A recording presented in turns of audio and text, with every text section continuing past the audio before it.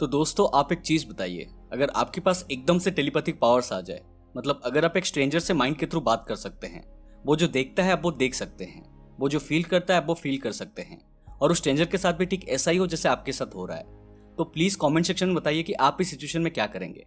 और आज की हमारी मूवी का कॉन्सेप्ट भी यही है कि दो स्ट्रेंजर्स जो यूएस के डिफरेंट कॉर्नर्स में रहते हैं, उनके बीच में एक टेलीपैथिक कनेक्शन बन जाता है, और फिर उनके साथ क्या क्या घटनाएं घटती है चलिए जानते हैं। इस मूवी का नाम है इन योर आइज, जो कि एक फैंटेसी रोमांटिक मूवी है। मूवी के स्टार्टिंग में हम एक साथ दो बच्चों की स्टोरीज देखते हैं, जिसमें एक लड़की होती है और एक लड़का। लड़के का नाम डीलन होता है और लड़की का नाम बेकी, और वो आइस स्लाइडिंग करने आई होती है और डीलन स्कूल में होता है। इसके बाद जैसे ही बेकी आइस स्लाइडिंग शुरू करती है, उसे डीलन की क्लास दिखने लगता है, और डीलन को बेकी जहाँ आइस स्लाइडिंग करने आई होती है वहां का सीन दिखता है। बेकी एकदम से अपना बोर्ड छोड़ देती है क्योंकि उसे लगता है कि वो क्लास में है, और दूसरी तरफ डीलन को अपने सामने एक पेड़ दिखता है और वो बेंच को पकड़कर कांपने लगता है। और जैसे ही बेकी पेड़ से टकराने वाली होती है, डीलन बोर्ड को मोड़ देता है, जिससे दोनों साइड पर गिर जाते हैं और चोट लगने की वजह से दोनों बेहोश हो जाते हैं, और बेकी पेड़ से टकराने से बच जाती है। उसके बाद उन्हें लोग देखने आते हैं और उनकी मदद करते हैं। यहाँ सीन कट होती है और हमें कुछ साल बाद की कहानी दिखाई जाती है। अब दोनों बच्चे बड़े हो चुके थे और डीलन अब एक क्रिमिनल बन चुका था, जो कि अभी अभी जेल से पैरोल में बाहर निकला था। उसे इंस्ट्रक्शंस था कि वो शहर से बाहर नहीं जा सकता, और अभी वो एक कार वॉशिंग शॉप में काम करता है। दूसरी तरफ हम लोग बेकी को देखते हैं, जिसका शादी एक बहुत ही रिस्पेक्टेड डॉक्टर फिलिप के साथ हो चुका है, और दोनों एक पार्टी में जाने के लिए तैयारी कर रहे थे। हमें फिलिप के बिहेवियर से लगता है कि वो बेकी को दबा कर रखता है, मतलब उसे कंट्रोल करता है। वो उसे ये भी बताता है कि उसे पार्टी में कैसे कपड़े पहन के जाना चाहिए, पार्टी में कैसे बिहेव करना चाहिए, और ट्रस्टीज की वाइफ्स के साथ कैसे गॉसिप्स वगैरह करना चाहिए इत्यादि। मगर ये सब बेकी को बिल्कुल भी पसंद नहीं था। उसी टाइम हम लोग डीलन को देखते हैं, जो कि एक बार में गया होता है टू हैव सम ड्रिंक्स। वहाँ पूल खेलते टाइम उसका एक आदमी से झगड़ा हो जाता है, और वो आदमी अचानक एक स्टिक से उसके सर के ऊपर हमला करता है, जिससे वो नीचे गिर जाता है। दूसरी तरफ हम लोग बेकी को देखते हैं, जो कि सेम हालत में एकदम से चेयर से नीचे गिर जाती है, और उसके सर में दर्द होने लगता है, जैसे उससे भी किसी ने मारा हो। मतलब डीलन के साथ बार में जो भी हुआ उसका डायरेक्ट असर बेकी पर पड़ रहा था। मतलब लगता है इनकी वायरलेस कनेक्टिविटी कुछ ज्यादा ही हाई रेंज की है। खैर, बेकी को सबके सामने इस हालत में देखकर फिलिप को काफी एम्बैरेसमेंट होता है और वो उसे संभालता है। फिर नेक्स्ट मॉर्निंग डीलन का फोन रिंग करता है और वो टाइम देखता है कि वो काफी लेट हो चुका था, तो वो जल्दी से कार में काम के लिए निकल जाता है। दूसरी तरफ हम लोग देखते हैं कि बेकी कुछ सामान लेने के लिए एक शॉप में आती है और वो अपने अंडरगारमेंट्स की शॉपिंग कर रही होती है। मगर तभी डीलन को अपने हाथ में लेडीज अंडरगारमेंट्स दिखने लगते हैं, तो वो बहुत ही ज्यादा कंफ्यूज हो जाता है। And at the same time Becky को डीलन की कार दिखाई देती है। तभी एक और कार उसके सामने आ जाता है, तो बेकी चिल्लाने लगती है लुक आउट, मतलब आगे देखो। और यहाँ हैरानी की बात यह थी कि डीलन को बेकी की आवाज सुनाई देता है और वो कंफ्यूज होकर बोलता है व्हाट। अब उन दोनों को एक दूसरे की आवाज सुनाई देती है और वो कंफ्यूज होते हैं कि कौन बोल रहा है, और बेकी डर के मारे शॉप से भाग जाती है। इसके बाद डीलन एक जगह अपने कार को रोकता है और काफी देर तक परेशान होने के बाद वो आराम से एक दूसरे से बातें करना चालू करते हैं। और डीलन पूछता है कि क्या तुम मुझे सुन सकती हो, तो बेकी जवाब देती है हाँ। डीलन कहता है बट ये कैसे हो रहा है, तुम मेरे माइंड में कैसे आ सकती हो। गाइस, अब तक दोनों को लग रहा था कि शायद उन्हें अपने अंतरात्मा से कुछ आवाजें सुनाई दे रही है, मगर थोड़ी देर बाद दोनों रियलाइज करते हैं कि जो आवाजें उन्हें सुनाई दे रही है वो असल में एक दूसरे जगह में एक रियल पर्सन की है। जहाँ बेकी न्यू हेमिस्फीयर में होती है, वहाँ डीलन मेक्सिको में। उस टाइम न्यू हेमिस्फीयर में बर्फ गिर रही होती है और डीलन को भी ठंड लगता है, और वो अब जाकर बिलीव करता है कि ये सच है। फिर वो दोनों एक दूसरे को अपना नाम बताते हैं और उन्हें पता चलता है कि दोनों डिफरेंट टाइम जोन्स में हैं, जहाँ बेकी उससे 2 घंटा आगे है। दोनों एक दूसरे से कुछ और बातें करते हैं और रात को फिर से कनेक्ट करने के लिए डिसाइड करते हैं।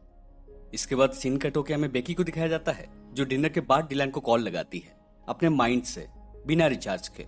दोनों ढेर सारी बातें करते हैं और एक दूसरे को और भी अच्छे से जानने लगते हैं। दोनों अपने टेलीपैथिक एबिलिटी से एक दूसरे के घर देखते हैं और अपनी पास्ट एक्सपीरियंस से शेयर करते हैं।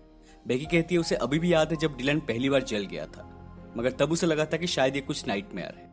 फिर दोनों अपने बचपन में हुए हादसे के बारे में बात करते हैं, जहां आइस स्लाइडिंग से गिर के बेकी को 20 स्टिचेस लगे थे। दोनों काफी शॉक्ड होते हैं कि दोनों के पास ये पावर बचपन से ही थी, और अनजाने में दोनों एक दूसरे के अप्स एंड डाउन्स में एक साथ थे। बट तब उन्हें यह समझ नहीं आ रहा था कि जिस इंसान की विजन उन्हें आ रही है वो एक रियल पर्सन है। फिर दोनों बाद में एक दूसरे से कनेक्ट करेंगे बोल के उनकी हाई रेंज वाली वाईफाई को डिस्कनेक्ट कर देते हैं। अगले मॉर्निंग में दोनों एक दूसरे से फिर से बातें करते हैं, जहां डीलन को एक आइडिया आता है और वो बेकी को मिरर के सामने आने कहता है, क्योंकि इस तरह दोनों एक दूसरे को देख सकते हैं। थोड़ा हिचकिचाने के बाद बेकी मान जाती है और मिरर के सामने आके खड़ी होती है, और अब डीलन फाइनली बेकी को देख सकता था और उसके होश उड़ जाते हैं। वो कहता है कि तुम काफी सुंदर हो। बेकी भी डीलन को मिरर के सामने आने कहती है और उससे भी उसकी फेस काफी अच्छी लगती है, और इस तरह अब दोनों को एक दूसरे में एक अच्छा दोस्त मिल गया था, जिसे वो अपने बातें शेयर कर सकते हैं। अब दोनों हर रोज एक दूसरे से बातें करने लगते हैं, जहाँ दूसरे लोग उन्हें देख के पागल समझते हैं, क्योंकि उन्हें लगता है कि वो लोग अपने आप से बात कर रहे हैं। और धीरे धीरे फिलिप भी नोटिस करता है कि बेकी उससे थोड़ी दूरियां बना ली है और थोड़ी अजीब बिहेव कर रही है। एक बार डिलन जब एक बार में गया होता है तब वहां उसे एक लड़की दिखता है और बेकी भी उसे देखती है। वो डिलन को उसे डेट पे जाने के लिए पूछने कहती है, मगर डिलन थोड़ा हेजिटेट करता है। कुछ देर बाद वो लड़की उसके पास आती है, जहाँ डिलन उसे डेट के लिए पूछता है, और वो लड़की जिसका नाम डोना होता है वो तुरंत हाँ कर देती है। दोनों अपना डेट थर्सडे को डिलन के घर में रखते हैं, मगर उसी दिन बेकी फिलिप के साथ उसका एक फंड रेजर पार्टी में जाने वाली थी। वो डिलन को रिक्वेस्ट करती है डेट किसी और दिन रखने के लिए, लेकिन वो मना कर देता है और कहता है ये उसका डेट है और वो अकेले ही जाएगा। यहाँ सीन कट होकर हमें थर्सडे की नाइट दिखाई जाती है और हम बेकी को फंड रेजर पार्टी में देखते हैं, जहाँ एक बूढ़ा आदमी उसके साथ फ्लर्ट कर रहा था और जबरदस्ती उससे बात करने की कोशिश कर रहा था। पर बेकी उससे बात करने में बिल्कुल भी इंटरेस्टेड नहीं थी, क्योंकि उसे डिलन के डेट पे इंटरेस्ट था। इस तरफ डोना डिलन के घर पहुंचती है, जहाँ वो उसे रेड वाइन ऑफर करता है, मगर डोना कहती है उसे बियर पसंद है। हम डिलन को डोना के साथ थोड़ा अनकंफर्टेबल देखते हैं, क्योंकि वो इससे पहले कभी भी किसी लड़की के साथ डेट पर नहीं गया था। तभी उसके साथ एक हादसा होता है, जहाँ बारबेक्यू सॉस बनाते टाइम अचानक उसमें आग लग जाता है और बेकी भी ये देख पाती है। वो अचानक से वाइन की ग्लास फेंक के आग चिल्लाने लगती है, जिससे पार्टी में मौजूद सभी लोग डर जाते हैं। कुछ देर बाद उसे एहसास होता है कि उसने क्या कांड किया है, जबकि फिलिप ने उसे पार्टी में आने से पहले बार बार समझाया था कि पार्टी में कैसे बिहेव करना है। वो सबसे सॉरी कहती है और खुद को साफ करने के लिए वॉशरूम में चली जाती है। इस तरफ डिलन आग को बुझा के अपने रूम में आता है और बेकी से लड़ने लगता है और कहता है कि तुम्हारी वजह से मेरी डेट खराब हुई है, तुम प्लीज यहाँ से चले जाओ। बेकी कहती है मैं नहीं जाऊंगी। अब डिलन खुद को थप्पड़ मारने लगता है, जिससे बेकी को भी ये फील होता है। तभी डोना उसके रूम में आ जाती है और वो डिलन को अपने आप को थप्पड़ मारते हुए देख लेती है। उसे लगता है ये पागल हो गया और वो जल्दी से वहां से भाग जाती है, जिससे डिलन काफी अपसेट हो जाता है। पार्टी से वापस आने के बाद फिलिप बेकी को बहुत कुछ सुनाता है कि उसने एक बहुत ही रिस्पेक्टेड डॉक्टर के ऊपर वाइन गिरा दिया और उनसे सॉरी भी नहीं कहा। मगर बेकी उसे समझाती है कि वो रिस्पेक्टेड गांडू मेरे साथ फ्लर्ट कर रहा था, बट फिलिप कुछ भी समझने के लिए भी रेडी नहीं था। यहाँ हम देखते हैं कि फिलिप अपने प्रोफेशन के लिए इतना डिस्परेट था कि वो अपने बीवी के प्रॉब्लम्स को भी समझने के लिए तैयार नहीं था। कुछ देर बाद बेकी फिर से डिलन से कनेक्ट करती है और उसका डेट खराब करने के लिए सॉरी कहती है, मगर डिलन कहता है कोई बात नहीं, और वैसे भी कहाँ उसका डेट अच्छा जा रहा था। अगले दिन जब फिलिप एक मीटिंग में गया होता है, तब बेकी कुछ वाइन पी के डिलन के साथ फिर से बात करती है। दोनों अपने फैमिली के बारे में बातें करते हैं, जहाँ बेकी कहती है कि वो अपने फैमिली से काफी डरती थी और डिलन को उसके माँ और बड़े भाई छोड़ के दूर रहने के लिए चले गए थे। दोनों काफी इमोशनल हो जाते हैं। तभी डिलन एक बात कन्फेस करता है कि वो उसे पसंद करने लगा है। हालांकि वो जानता है कि बेकी शादीशुदा है, बट उसके साथ टाइम स्पेंड करना उसे अच्छा लगता है। ये सुन के बेकी मिरर के सामने जाती है और अपने कपड़े उतारने लगती है, जिससे डिलन की होश उड़ जाते हैं और वो कहता है कि काश तुम इतनी सुंदर नहीं होती। बेकी जाके बेड के ऊपर लेट जाती है और कहती है मैं जानना चाहती हूँ कि तुम मुझे कितना पसंद करते हो और क्या फील कर रहे हो। इसके बाद वो अपने बॉडी को छूने लगती है और डिलन को भी ये फीलिंग महसूस होता है। दोनों एक दूसरे को छू के फील करने लगते हैं और टेलीपैथिकली इंटीमेट होते हैं। अब नेक्स्ट सीन में हम बेकी को ड्राइंग क्लास में देखते हैं और वो वहां भी डिलन से बातें करने में लगी हुई थी। बेकी को अपने आप से बात करता देख के एक लेडी को काफी अजीब लगता है। दोस्तों, ये लेडी फिलिप का एक दोस्त का बीवी था। उसे लगता है कि शायद या तो उसका दिमागी संतुलन हिल गया है, नहीं तो उसका किसी के साथ अफेयर चल रहा है। क्लास के बाद वो सीधा बेकी को कन्फ्रंट करती है, मगर वो सीधा मना करती है कि उसका किसी के साथ अफेयर नहीं चल रहा है। मगर उस लेडी को लग रहा था कि दाल में कुछ तो काला है, और वो ये बात जाके फिलिप को बता देती है कि बेकी का किसी के साथ अफेयर है। ये सुन के फिलिप काफी गुस्सा और अपसेट हो जाता है।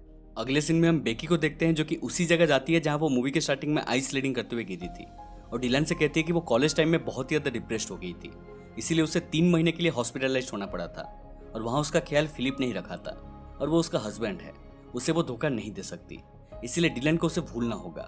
मगर डिलन उसे खोना नहीं चाहता है, और दोनों की वजह से उनकी जिंदगी में काफी मुसीबत आ गई है, इसीलिए अब उन्हें अलग होना ही पड़ेगा। इसके बाद बेकी अपनी कनेक्टिविटी बंद कर देती है, जिसे डिलन एक बार में जाता है, मगर तभी उसे कुछ एहसास होता है और वो देखता है कि बेकी को कुछ लोग पकड़कर ले जा रहे हैं और उसे एक हॉस्पिटल के एक सेल में बंद कर देते हैं।